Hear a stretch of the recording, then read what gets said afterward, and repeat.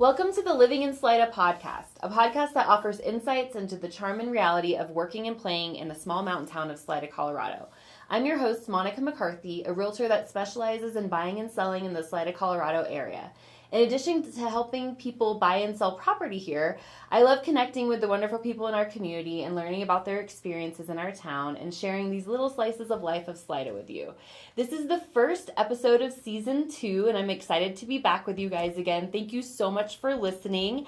And with me today, my first guest of the season is Lane Willson. Thank you for being here. Thank you so much for having me, Monica. Yes. Lane is one of the founders and owners of Oveja Negra, a company located in Salida that designs, manufactures, and sells top-shelf bikepacking bags. The company's website describes Lane as having champagne flowing through her veins, and that she thinks more generously about people than anyone else we know. My experience with Lane is through ecstatic dance at the Tonic Studio in Salida, and we'll talk a little bit more about that. But she's one of the most genuinely positive and upbeat people that I know. Her smile is infectious, and I thought you'd be just such a wonderful guest to be here. So thank you. Oh, thank you, Monica. I could say the same for you. Oh, thanks. So I wanted to start, just the way I like to start this podcast is just, our town seems to draw people, our little mountain town. So what is your Salida origin story? What brought you here, and how long have you been here? I have been here for 10 years. 11 years. I just hit my 11th year this month. Nice. I was in Leadville, Colorado, so still in the Arkansas Valley. Yeah. Before I came here for about 8 years. Okay. Before that, it was South Carolina. Okay. So I was a southeastern southern girl who really wanted the mountains, who wanted winters. And I got my fair share of winters in Leadville. Yeah, you went right for it going to Leadville. And I say it took me 8 years to cool off. Okay. And then I decided a little less winter might be nice. And so I floated downriver here to Salida. But what drew you to Salida? Well, I had started my business, as you had mentioned, Oveja Negra in Leadville. Okay. And it's a bikepacking business. And now we've expanded our product line. But for business, we wanted a longer season. We wanted more biking trails. We wanted, in Leadville, it was snowing on the 4th of July one year during the fireworks. And that was awesome, but maybe a little too much. Yeah. And so Salida is just, it has the skiing. My kids were starting to grow up, so switching from Ski Cooper to Monarch was amazing. Yeah. And then we've got the more biking trails, and it seems like every day I wake up, there's a new trail. And then we got to add the river, which was a really big deal for our family. So we're recreation junkies. Okay. And that's probably the most reason why we're here in Salida. Yeah. It just drew, so were you into the river before you came here, or you just... A little bit, yes. Okay. My husband had a lot of time on it back on the East Coast where he grew up, and same for me. I'd done some once a year kind of trips, but not really owned our own boat and everything, and we were excited to get into that. Nice. So you chose Salida and then decided to move the business because you wanted to live here. Yes. Is that right? Okay. Exactly. Because you own the business with your husband, right? Yes. We started it together. Oh, that's awesome. Well, a few more questions about Salida, and I'm going to ask you more about the business too. But so how many times did you visit before you decided to come and, make the plunge to actually move here? Well, it's kind of a funny story. We're typical Leadvillians where the shoulder seasons, spring and fall, are kind of a pain. Sure. And so you just naturally finding yourself going to BV, going to Salida, so visiting here. Oh, I don't even know. Tons of times. We were always down here. We just found ourselves down here more and more. And we have 3 children, and so the opportunities in the school district here were just a little bit more, and we were noticing that, and we were just kind of wanting to stay a little longer every time we'd have a day trip down here. Gotcha. And then we thought, wouldn't it be amazing if we could move the business down here? It actually would be better for the business. We'd have more opportunity for employees because of the diverse population. And just larger population source. More bike shops here in Salida than in Leadville, so that was a great opportunity for us. But really, one day we were just kind of joshing with the idea, having lunch down here after a nice trail run. Yeah. And saw a building for sale. Oh. And we were like, look at that. It was tiny. It was small. It needed tons of work, but it was right out on First Street, really close to the light. And we just thought, let's call about it. Oh. And sure enough, it was very reasonably priced. The owners were willing to finance. Oh, wow. And within 2 weeks, we were under contract. And we were like, Wow. oh, I guess we should move to Salida because we're buying a building. This is going to be a commute all of a sudden. Yeah. All of a sudden, you'd be like, oh, this is really, it just, everything fell into place. It was, the universe was just like, here you go. Yeah. Do you want this? You can have it. It's right here. Yeah, just act and move. Yeah. And we took it. That's amazing. Yeah. I love that. Yeah. See, everybody has such a drawing here story. It's amazing. So, okay, so what year was that when that happened? Let's see. That would have been 2014. 2014. Okay, so you buy the business, you found a house pretty soon after that, maybe? Well, or were you living in the commercial space? Oh, gosh, almost. Interestingly enough, we had tried to move to Salida about, I'd say about 2 years ago, maybe a year and a half, before all this happened. And it was one of those things, you would see something pop up, you'd call about it, you're the 19th person on the list. Okay. Even 10 years ago, it was still having, the market was starting to get going. And you're Gotcha. like, oh, this is strange. I thought it was a bump in the road, but it was starting to happen then. And so we kind of gave up when we couldn't find a place, and we found another home in Leadville, and we stayed there for a while. We actually sold our home in Leadville to get a rental because we couldn't find anything in Salida. Wow. And so when this opportunity happened, we were kind of surprised by it. It really took us off guard. So we were like, what are we going to do about housing? It was so hard before. And I said, I have an idea. I went on Facebook to the Salida Swap. It was pretty much the only social media for Salida at the time. Yeah. And I put my picture of my family on there. I talked about my business. I had my dog. And I said, please, we've bought the building. Anybody want to help us out? And it was, I could tear up right now. Oh. It was the first glimpse of what an amazing community we live in. Oh, that's amazing. Of like real people who want good people here and want to support one another and want to be almost like a sub-family, a gigantic neighborhood. Yeah. Because I had an instant response and was like, wow. I just happen to have a place that's going to be available in a month. I haven't told anybody about it. You're the people who I want to rent it. How amazing. And we met the people, lickety split. We were down here, I think it took, less than a month. That's amazing. Before we were down here and we were Salidians. Wow. Yeah. And what then, amazing. Yeah, tell me right, more. because then you're still renting, right? Sure. Yeah. We formed a really good relationship with the owners of the home. They still live here in Salida, just in a different spot. And they owner financed the house for us so that we could begin the process to purchase the home. And then High Country Bank came in a few years later and financed the rest of us. And we own our home now. Oh, that's amazing. So we get to stay. Yay. We have that security. Totally. As you, as a realtor, understand what a scary feeling that can be for people who live in such a wonderful place, but want that security. Yeah, like how am I going to stay here? Yeah. And is my rent going to go up and all of that? Yeah. Well, that's amazing. Good. I love hearing stories like that. Well, good.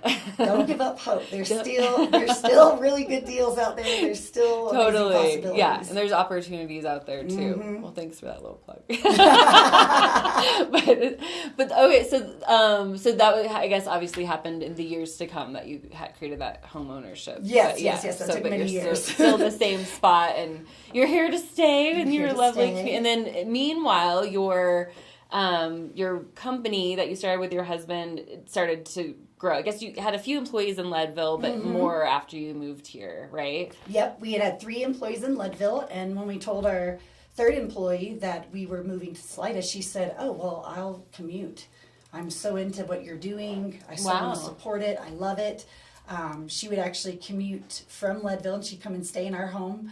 We had an extra room she could stay in for 2 nights a week, and she'd work for 3 days, and she'd go home. Oh, wow. And she'd actually work at home a lot. We set her up with sewing machines and things like that. So, wow. But now, I think we have had around 62 employees. Wow. In the course of our 13 years. Okay. And we currently employ 15 people here in Salida. That's amazing. With benefits. So you're doing it. I know you described it as just a thriving, to be able to live, not just live here and have, some work, but like actually have a thriving career and life here. So exactly. That's so amazing. Important. It is so important. It's valuable. So let's talk a little bit, to back up a little bit. Tell me more about, for the people who don't know, what is Oveja Negra? How did it get started? And to get you to where you are today with all these employees in a thriving environment? Oh boy, so Oveja Negra means black sheep in Spanish. I was the black sheep of my family, I always have been, and we do feel like our clients, which are cyclists, bike packers specifically, so you've got cyclists, right? People who ride bicycles. You've got the mountain bikers, right? That's a niche. And then you got mountain bikers like to go camping for 1 to 100 nights at a time, right? And those are our bike packers. And so they're riding single track. This isn't panniers. They are rackless bags that we cut and sew here in Salida, Colorado. So we make bags for cyclists who want to go camping in the woods. Nice. And it all started, I've been a seamstress since I was, honestly, I've been cross-stitching since I was 6 years old. My mother made me do it. Like a good Southern girl, and I took home ec, and I was like, oh, this is really useful, and creative and fun. And so I've always done it in the background. And I've tried to start a few other businesses here and there. My career is just all over the place. It matches my ADHD really well. And one day, me and my husband were making these bike bags. He needed bags because he was the cyclist, and I was interested in cycling. I was the seamstress, and he was interested in sewing. And he said, could you make these bags? And I was like, oh, yeah, sure. So out of necessity. Yeah, out of necessity. Let's make these up. How's it go? Like this. And then he's a real DIYer kind of guy. He's not DIY. He could build a house from scratch. Like, he really could. Nice. So he wants to do it himself, right? Totally. So I start teaching him, and we just make a couple things for our bikes. Yeah. And friends are like, I want one. Nice. And we're like, oh, yeah, I'll make you one. Of course, you're my homie, right? Sure. Another friend. We were like, wow, like people are so sweet. They're so kind. But then a friend of a friend asks, and you're like, well, I don't know you. I'm going to charge you some money. Sure. Like this much. And I tell the guy, and he's like, yeah, sure, no problem. Here you go. Have the money. I was like, really? You for bicycle bags? Bags? Okay. And then another one, and the next thing you know, I just start having orders. Wow. And then my buddy at Cycles of Life, Brian Fedema, up in Leadville, because that's where we started, says the first product we started with was a snack pack. Right, it's a little bag that goes on the top tube right near your handlebars. You can put your phone in there, your dog leash, car keys, whatever you need. Just grab and go while you're riding. Yeah. He said, I want you to make me 10. Ooh, your first big order. 10. He goes, we're going to put them in the shop, see what happens. I was like, Brian, I'm scared. Like, you're silly. You don't know. They were gone in days, you guys. Wow. They were gone, and he said, bring me more. And the next thing you know, I said, I got to cut back on my job, and I had to quit my job, and then I need help, and then Monty had to quit his job, and it just took off. It was just like the universe was like, here you go. Yeah. Who knew? Yeah. Bike bags would be the niche. And so, we sewed out of our home, got a little shop in Leadville, then we got the shop down here, and we're on our 9th location right now. Okay. And we have 2 locations. We have a 2,400 square foot factory in the Two Rivers location, so just right outside of town. Oh, yeah. Next to Kim's Gym. Mm-hmm. And then we opened a retail store on First and F. Yeah, really just a few years ago, and we opened that out of necessity for needing more room for sewing machines. Oh, okay. And we couldn't expand our current location, so we said, okay, well, where can we put more sewing machines? Do we get a garage kind of space, another kind of warehousey space? And we're like, let's try to get a retail space. And you can go in and buy them. So for everybody listening, if you want to go in and buy a bag, just not on the website, but right in person, we would go to First and F Street. It's a really good spot, and it's beautiful windows, and you found a really good spot. I do not underestimate how awesome that spot is. That was a really amazing community kind of story as well. You see the comic book store guy walking out with a box. That's what was there before a few years ago. Make a few phone calls, talk to the owner, tell her your vision, tell her your mission, tell her what I wanted to do for the community there. Yeah. The revenue I would bring in for our community, through more job creation, through more space. She heard me out and said, you're what we want here. That's fantastic. Yeah. Never felt so seen in my life to be like, oh, yeah, that's what I want in my spot on this amazing location. Yeah, truly the heart of Salida is First and F. So. It really is. And we started out, it was bike bags, right? And we sold online. We sell to retailers around the world. We're on all the continents now. Oh, wow. And we're on a bike shop on at least every single continent. We even are in Antarctica on a team that went down there on bike bags. We were on a shop down there, but we were on a team of bags that went down there. So you physically, your bags have been in Antarctica. Yep. And but so when we opened the downtown retail shop, it was a really amazing opportunity for us to grow our product line, right? So when we introduce new things online, it's got to have a lot of testing and a lot of feedback, and it's very expensive as a small business, U.S. manufacturer. Sure. But downtown, we could make a few of something. You can't make a few of something and put it online and then expect to get feed. It's weird, right? Yeah. But we could make 5 of something, put it in our downtown retail shop, have our friends stop by. Ooh, whoa, I love this. Ooh, this. What if the zipper went this way? Yeah. What if it was a little bigger? Oh, I think it's perfect. We instantly get all this feedback back. That's amazing. Get to expand our product line, and now we have backpacks and tote bags and crossbody bags and all this really cool stuff because we're able to dabble in these, market-rich products. Totally. But we're able to do it in a way because we hear directly from our community what kind of bag they want, what kind of colors they want, what kind of art they want. I mean, we even put, Brink, a local artist. We put his art on our fabric. Kirsten amazing. Stock, we put her art on our fabric. That's so amazing. It was amazing multiple times for Fib Art, for some of her painting. So it's like we even get to incorporate the community in that way. Yeah. And how many products do you have now? Do you even know? Oh, yes. I'm quizzing you. We have, I just counted it. I think it's 57. Oh, wow. 57 products, and they all come in a wide range of colors. Yeah. But that's our handmade products there. Yeah, that's quite the repertoire. But also with the downtown shop, one of the really exciting things we've been able to do, right, is what about our homies? What about our friends in business that are choosing to do business the way we do, where we put people first, we put the quality of our products first, and we put the procedures in which we do it first, quality and all of those. So when we see other companies doing that, we've brought them into our shop as retail partners. So like Mountain Flow Eco Wax, they make a plant-based ski wax and a plant-based bike lube as well. So we brought their products into our shop to help introduce them to our community. Here's a great way to vote for your dollars, people. If you like what we're doing, but you'll love what our friends are doing. Yeah.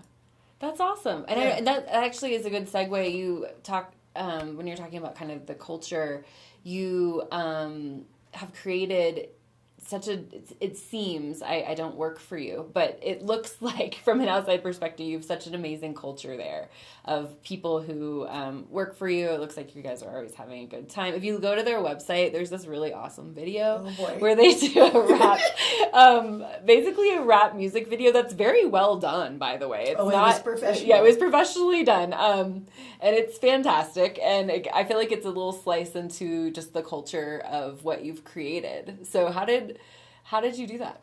How did you create such an amazing culture? This sounds super cheesy, but my mother was rigidly strict on me being myself. Oh, wow. Like, almost abusively. I'm sorry. My mother wasn't abusive. But she was so encouraging on, well, what do you want to do? What do you want to be? What do you want to wear?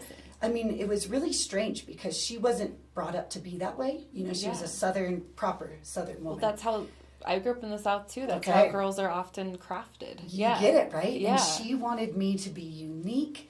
And so I felt obligated and forced into being my unique self. And I think the more that people do that and more feel comfortable doing that and can be their real genuine selves, that's when you see the real magic come through, right? Like when I tried to start all these businesses in the past, I'm like, oh, I got a great idea. This will make money.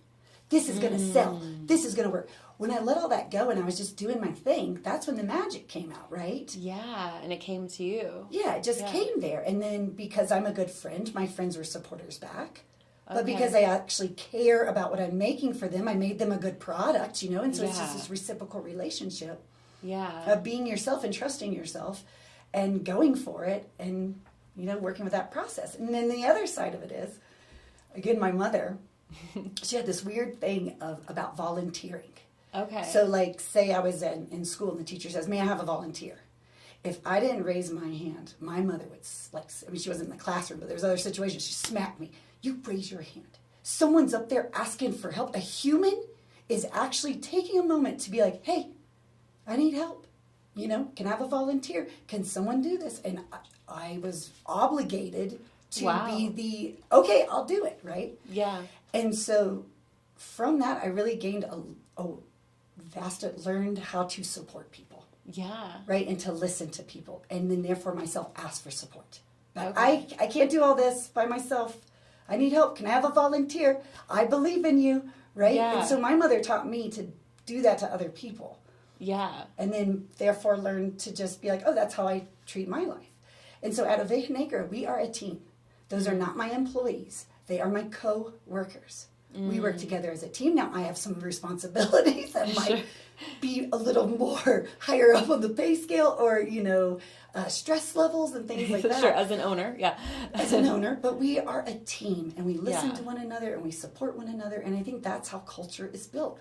When be your unique self and let everyone else be their unique self and hear them out and have confidence in yourself and them to do that, that's how you create that culture. I love it. That's awesome. Yeah, and we're also really silly. Well, it seems really like it. silly. It's just also really an ounce of silliness to everything. Yeah, to everything. I think it's more than an ounce. I think your formula, your recipe calls for more, I think. Oh, yeah. But yeah, I mean, even if you follow their Instagram page, which I'll have those links in the episode description, it's just, you guys are just always having fun. So I love it. And then also just your contribution to the community, I wanted to touch on that too. You touched on it a little bit, but just tell me a little bit more about your, I guess, connection to the bike community in town and give people listening an insight into the bike community in Salida, because it is such a big part of Salida. Oh, yeah. I mean, it's so neat. So obviously we're in our shop downtown. The basic community is people just riding their bikes down the street. We've got kids on bikes and we're putting chuck buckets on those, right? And there's trails for them, paved trails, bike lanes, even the little chili pepper trails we have up on this mountain that are a little easier to do. And then, just adult riders coming in and out, getting bags on their bikes before they go. Our trail systems are just incredible. And that is one of our favorite things about being downtown is, this happens so often. It sounds cheesy. It should be a commercial of like, a rider comes in, gets a snack pack, goes out on the trails, comes back dusty, sweaty, smile on their face. The bag was awesome. Thanks. Oh, I rode this and I rode that. That's my favorite part of bike culture, right? That's awesome. Instant.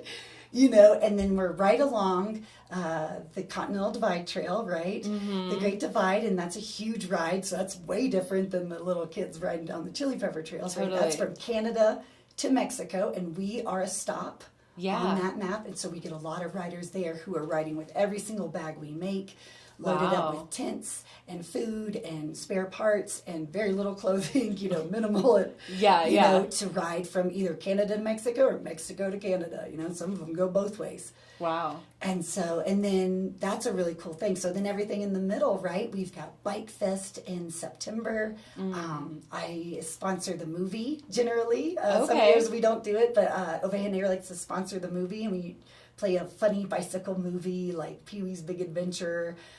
There's normally costume contests and a group community ride right before where we kind of take a lap around the river. And fun. Yeah, that was a really good one.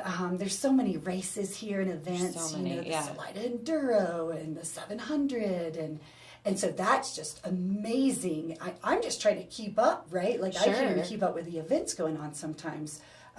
We're always saying, yes, do you want to donate prizes? Of course, yes. Raffles, do you want to throw a party? Oh, that was, I will say, 2024 highlight bike event of the year was we were able to host the single speed U.S. championships. It's more of like a ride than a championship, but it's a big deal, and it's hosting all these big cities, normally bigger cities every year, but Salida won hosting rights last year. Okay. And so we hosted an after party where we were pressing screen printed logos from the event onto people's pants and shirts, like the clothes they were wearing. Like we were having people take their clothes off at the party so we could screen print them with the single speed USA logo. That's awesome. We did an aid station at that event where we had pickle juice shots. Okay. And you could get a free haircut. I was giving out mullets or mohawks. That was it. How did that? A little off the do you have some pictures of that? I have so many pictures. It sounds like that was probably pretty entertaining. We had 2 stations going. Oh. Yeah, we had a glitter bar.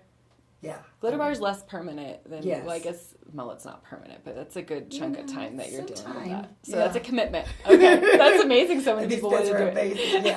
And it's neat because we get, road bikers through here. I'm really into the single speed mountain bike culture personally, but like even just, the road biking and the gravel riding here is just amazing. We have 3 bike shops. Yeah. And we need it. And we do. It is kind of amazing. When I first moved here, I was like, how are these bike shops surviving? And I mean, they're fine. Yeah. And there's just such a big culture here. That's awesome. Well, cool. Well, let's see. Before, to switch gears a little bit, because I thought, as I mentioned it at the top, just how I know you from ecstatic dance, which, will you tell everybody what ecstatic dance is? And because I feel like that's a whole nother facet of your life, is this whole, like, dance, live music culture, which I don't know if we're going to have time to get into too much of that, but just an overview of ecstatic dance, and the class you teach, and just kind of your part of that culture in our town. Nice. So I host ecstatic dance at Tonic on First Street on Sunday evenings, and it is 1 hour of uninstructed and no conversation dance. We follow, we take inspiration from the 5 rhythms format. So the 5 rhythms are going to be the 5 rhythms of life, of music: flow, staccato. Those 2 meet, it's chaos, lyrical, and then back into stillness. And so we follow a playlist that follows this arc or a wave of this kind of like rise to this pinnacle point and down again.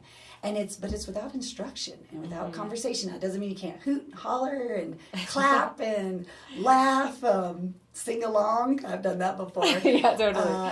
But it's just a great experience. I look at it as a moving meditation. So I'm a real busybody, I'm a working dog, I'm a cattle dog kind of gal. And so to sit and meditate is really hard for me, and I feel frustrated with it, and I get distracted easily. But if I can go and have an hour where I'm not talking and no one's talking to me, and I can find this rhythm in the dance, it's a moving meditation. I find my body, I find my breath, I find my peace. I can take on the world again. Totally. And it's so fun. And then the bonus for her classes is she has like a little mini light show, because you're just the type of person that has lights at her, just so that she just already had. So. Just sometimes I just turn on 26 lights. Just laser lights and, nebulas and whatnot. It's fun. It's great. Yeah, it changes the energy of a room for sure. But you have fun energy there, and I know you like to go to live shows. I love live music, and that's another amazing part about Salida. Totally, talk about that for a second. Scene. It's incredible. I mean, every night you're like, do I want to go here? Do I want to go there? Even on last Saturday, I went to Woods Mountain Distillery to see my favorite local band, Fuzztron. Okay. My husband's in there. I was wondering, I knew your husband was in a band. Okay, that's good. But it's a really good psychedelic, funky rock. Nice. And then I love my husband very much in that band, but I had to leave to go to a party that I was helping throw at A Church, which is our non-denominational event center that is open up to the community for all kinds of things. But we were having a DJ disco party there that night, and I'd set up my lights there. Oh, okay. I didn't know that. That's awesome. Yeah, that was a really good one. But and then we've got just all over, the Riverside Park with the big stage there, and our big Fib Arc and big music festival associated with that. Yeah. I mean, as a live music fan who travels, I'm going to LA next month. I was in New York for New Year's Eve to see my favorite bands.